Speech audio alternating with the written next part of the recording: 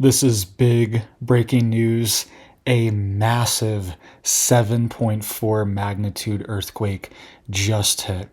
This just happened within the past 30 minutes of recording this video. It is late on Thursday, October 9th, and this earthquake just hit. A tsunami warning has just been issued too. Tsunami waves are expected, and this is big. All right, this is another big earthquake. They're expecting potential liquefaction, potential landslides, building collapses. All these things are in the cards, and this is such a new, fresh situation. We don't even know exactly what happened in the aftermath of the 7.4 that just hit. So let's get into all the details here. We also have new warnings from Nato as well too. And we also have a new war starting. Okay, we have a country in the Middle East, Pakistan, attacking Afghanistan. They just attacked the capital, and potentially the leader of Afghanistan's quasi government has been taken out. So we're going to get into all the details here. Let's get into this first, guys. This is massive. A 7.4 just hit Santiago in the Philippines. You can see it's this big red circle here. This just hit, guys, at the time of making this video. You can see here it says tsunami threat.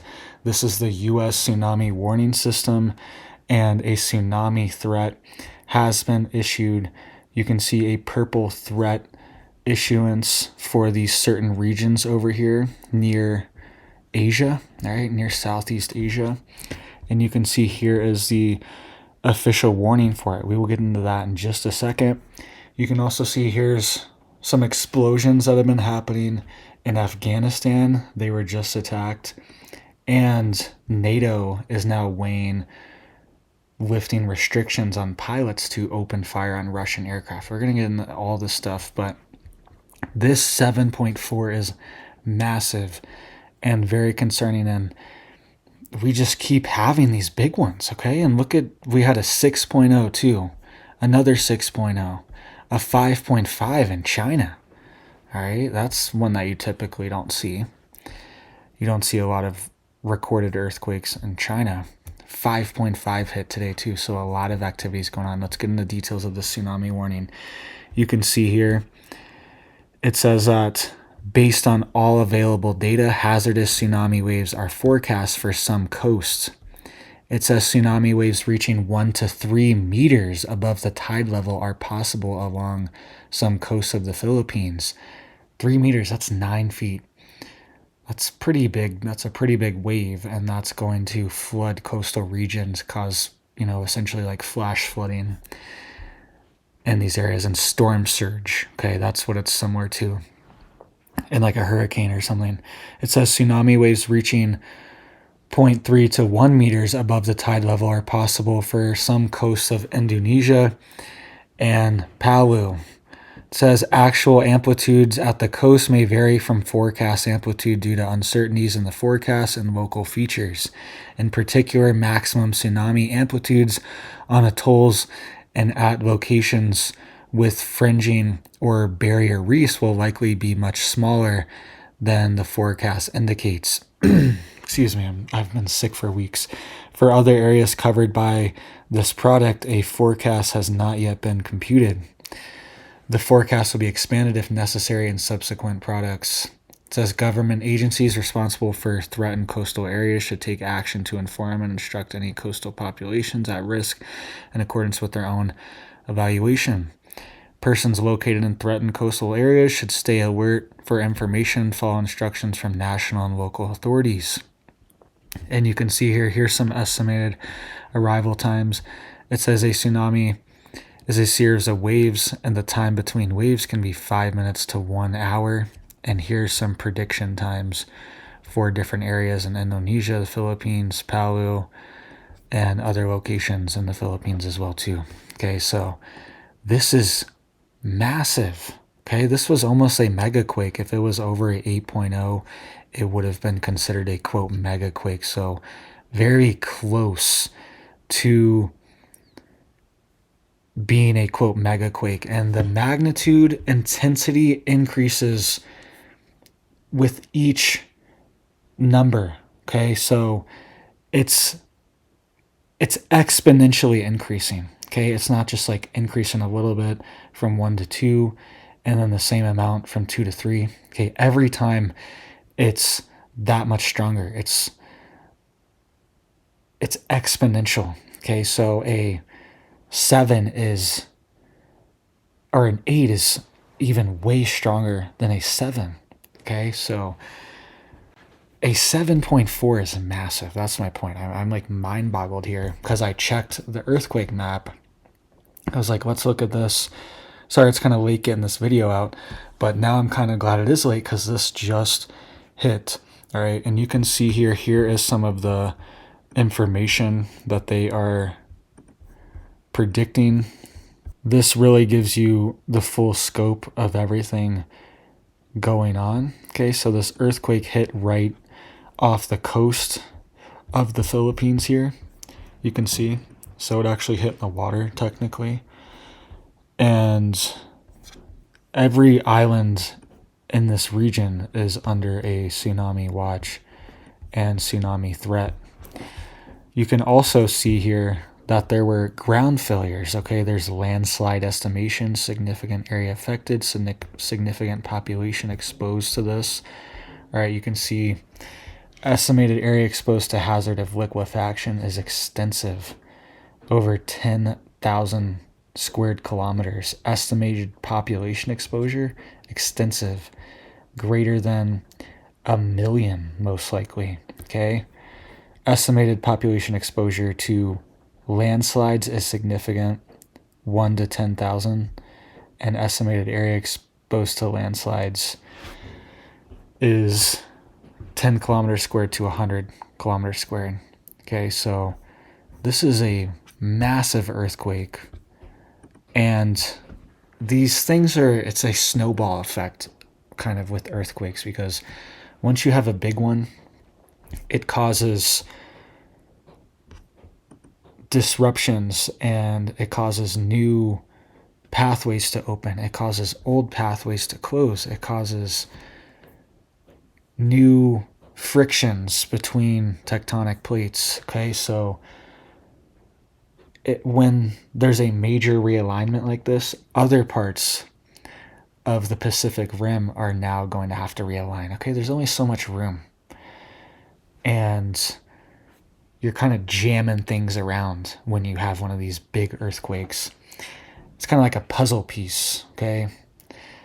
And you're like twisting it and putting tension on it, and the other puzzle pieces are eventually going to move and start twisting too and distort and not be in their perfect area. All right, so my point is these big earthquakes seem to follow up with more big earthquakes. All right, and we keep seeing this. This is absolutely insane, seeing a 7.4 only a couple months after we had this 8.8, and I believe there was a 7.7 as well too in this part of the world just last month as well. So this is huge and something to be prepared for on the west coast of the US.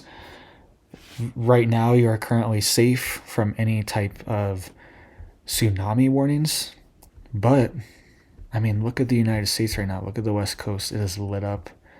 It is just having dozens and dozens of earthquakes every single day, and I think we are overdue somewhere along San Andreas zone, Cascadia subduction zone, maybe Yellowstone, or maybe even the New Madrid fault line. I think somewhere in the United States or even in Alaska, okay, we could see a big one hit here, and the National Guard and authorities have even run drills for megaquakes hitting in Alaska just last year. Okay, so these things are coming to the United States, and we're lucky none of these big ones have hit here yet. But look how close. This is where the 8.8 hit, right over here, and there was a 6.0 there today too. But look how close that is to Alaska. It's really not that far when you're talking about these landforms, like kind of sitting on top of a ball. Imagine they're like sitting on the top of it, and they're really not that far away. They're pretty darn close, and it's concerning. All right, it's coming here. All right, and if you see my black nail here, it's because I smashed it a couple months ago. Nail's dead. It's just been like growing back and falling off and all that for months at this point. So if you see that, that's what that is, and it's not painting my nails or anything, right? But you can see here, this is what happened today too. Attacks on Afghanistan, Kabul, the capital city, from Pakistan.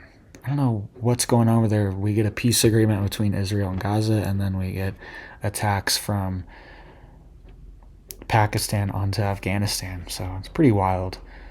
We're also getting authorizations from Nato to allow their pilots to fire on Russian aircraft. Okay, so there's been a lot of incursions with drones and even fighter jets.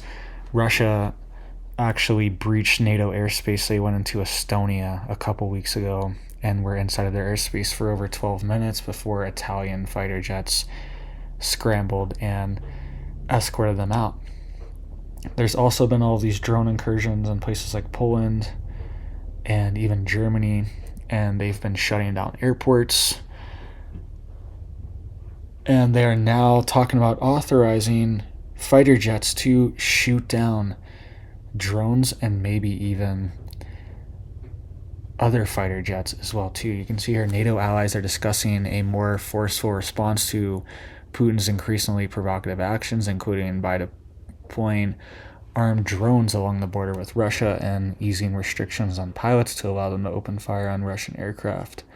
The talks are aimed at raising the costs for Moscow of its quote hybrid warfare and lay out clear countermeasures after a spat of airspace violations by Russian drones and jets, according to 4 NATO officials briefed on the talks.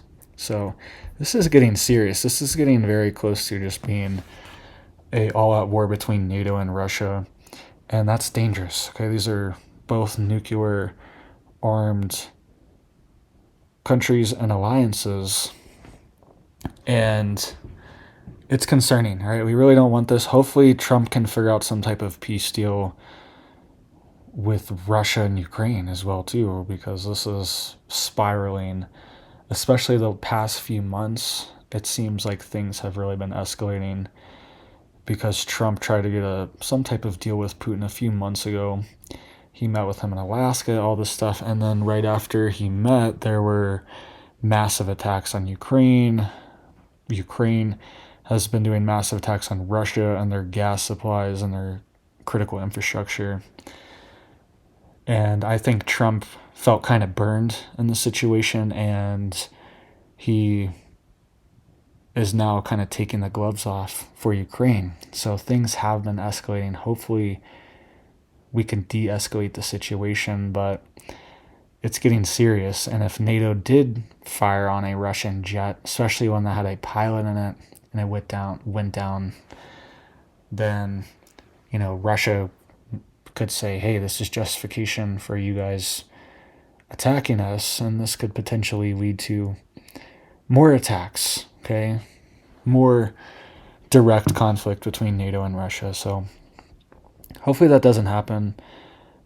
I mean, it really seems like a stupid war. I mean, most of these wars seem pretty dumb, but yeah. All right. So hopefully there's some type of peace option. We really don't want to see this because it's just bringing us closer to a nuclear conflict. All right. Hopefully cooler heads can prevail and this can be settled.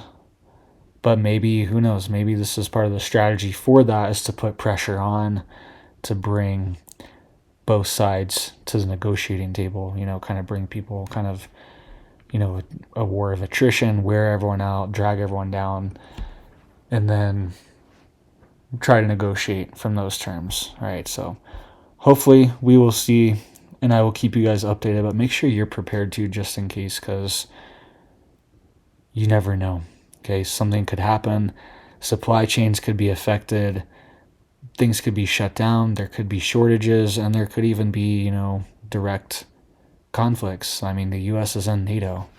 So just be prepared, be ready, be stocked up. That's what they're telling all their citizens in Europe. Sweden, Denmark is telling their citizens stock up for war. They're holding preparedness fairs, all these things. So be prepared here as well too. Don't be caught with no supplies and be struggling. Okay, if something happens, you want to be able to just stay home for a couple weeks and bug in if possible. We're also seeing new fronts for the U.S. Air Force as well too. You can see here U.S. Air Force plane touches down in Piarco Airport. It says here the arrival on October 9th of the United States Air Force C-17 aircraft at the Piarco International Airport set many tongues wagging, with social media posts claiming the United States was arriving en masse into Trinidad as part of the ongoing military action in the Caribbean Sea against Venezuelan narco terror groups. It says, however, the Newsday checked with officials on the American Embassy in Port of Spain. The explanation given was that the aircraft had arrived to collect and repatriate the body of an embassy official who had died earlier this month. All right, so the point of this is that there's been a ton of military activity inside the Caribbean. We've all seen this, and it's out in the open. And the U.S. has been hitting these boats, right? So there's also talks of the United States military from high-ranking officials, even potentially Trump himself. But high-ranking officials have told the press that there are plans to even potentially seize ports and critical infrastructure inside of Venezuela, because they're saying that it's being used for these international terror trafficking groups. So their justification is they're using these ports as a launch pad, and they're going to seize these ports to stop any type of their operation. All right, so this could be coming very soon. And I think they're going to make the move because Maduro has not backed down. And he's very adamant. He technically lost the election, and he's like a contested leader there. And it's true. He's the leader of these gangs and these groups. He gets paid from them. He organizes them. He knows exactly what's going on. That's his entire country's industry at this point, which is really sad because Venezuela has extremely rich oil reserves, and their country had a lot of potential to actually be very successful. But all the corruption, they've just essentially stole the money from the oil reserves. They had extreme inflation. Okay, Venezuela is like the place where everyone talked about 5 years ago because there was massive hyperinflation there, and their currency was completely worthless. People were standing, blocks and blocks in the street just to get, a bag of rice. Okay, and they would have stores that have a ton of food in them, but they were super expensive. So only the rich people go there. There'd be people pulling up in super fancy cars going to the very expensive markets, while there were, thousands of people lined up in the bread lines in Venezuela just to get some food. Okay, this is the place. And in the aftermath of all that corruption and stuff that led to that, it kind of collapsed into this narco state, and we saw these gangs kind of rise and take over it. It really wasn't like that, 10 years ago, 15 years ago, like the early 2010s. It was a decent country. It wasn't that bad. I was actually relatively wealthy with their oil reserves, but just bad economic decisions, money printing, corruption, all these things really destroyed the country. And now it's, turned into this like narco quasi-government states, barely functional, and it's sad. All right, shouldn't have to be like that. And apparently the U.S. military is going to make big moves there, most likely. So be ready for that, be prepared for that, because there actually are a lot of these gangs and networks connected to Venezuela and connected to even Maduro himself that are actually even inside the United States. Okay, so they could retaliate, they could, cause chaos, could be activated if something does happen. So be prepared, don't be scared, be ready. I know there's a lot of things going on right now. Okay, we have big earthquakes, potential megaquakes, tsunamis, World War III fronts, all these things. But if you just have your basic preps in order, you don't have to have be prepared for every little event. But if you just have like a generator, okay, or even like a solar generator, some batteries that you can recharge, you have some food stocked up, okay, you have some basic just like medical stuff, little med kit, you have water filters, just like those 5 things, you're going to be ahead of 90% of people, 95% of people, and you're going to be able to scrape by for at least a few weeks if something happens. So just have these simple preps ready. Hope you guys are staying safe, staying prepared out there. Hope you have big blessings for your life and your family, and I hope you have a big old blessed day.